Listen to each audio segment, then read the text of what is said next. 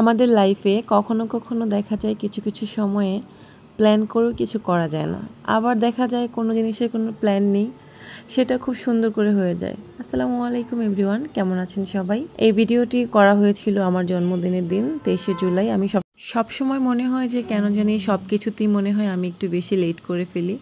যাই হোক, এখানে আমি চিকেন বিরিয়ানি রান্না করছিলাম। এটা হচ্ছে আমার মেয়ের খুব পছন্দ, ভাবলাম একটু চিকেন বিরিয়ানি করি।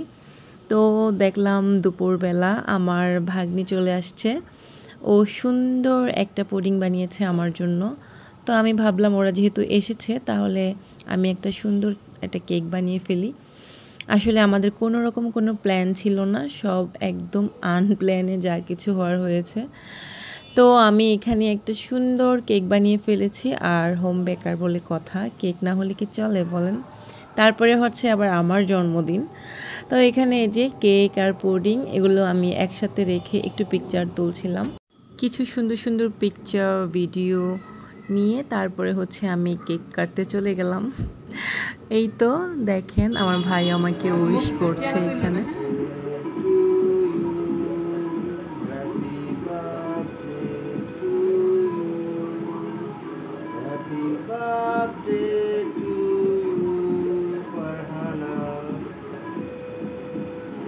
Happy birthday to you.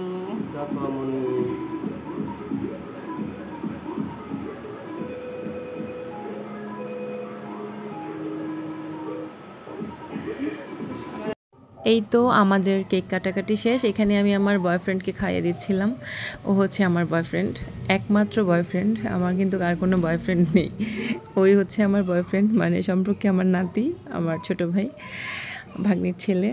তারপরে হচ্ছে আমরা খাওয়া দাওয়া শেষ করে আমরা বিকেলবেলা একটু হালকা পাতলা খেয়ে নিলাম। এখানে আলুর চপ বানাচ্ছিলাম, তারপরে হচ্ছে ছোলা ছিল। তো আমরা এভাবে খালি খালি ছোলা, আলুর চপ, দেন চা খাচ্ছিলাম, মানে বাইরে বৃষ্টি হচ্ছিল তো সময় কাটাচ্ছিলাম। তো এই তো আমাদের সন্ধ্যার সময় একটু খাওয়া দাওয়া শেষ করলাম হালকা পাতলা। তারপরে হচ্ছে আমরা চলে গেলাম। আমাকে ট্রিট দিল কে? আমাকে ট্রিট দিয়েছে এখানে আমার ভাগ্নি অ্যান্ড আমার ভাই, ওরা হচ্ছে আমাকে আজকে ট্রিট দিয়েছে।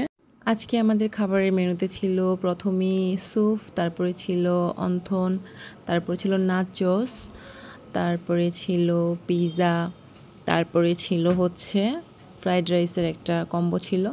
তো যাই হোক, আমরা রাতে ডিনারটা শেষ করলাম, তারপরে বাসায় চলে আসলাম। এই তো ছোটোখাটো একটা ব্লগ আপনাদের সাথে শেয়ার করলাম। কেমন হয়েছে অবশ্যই কমেন্ট করে জানাবেন। সবাই ভালো থাকবেন, আমাদের জন্য দোয়া করবেন, বেশি বেশি করে লাইক দিবেন, শেয়ার করবেন। আল্লাহ হাফেজ।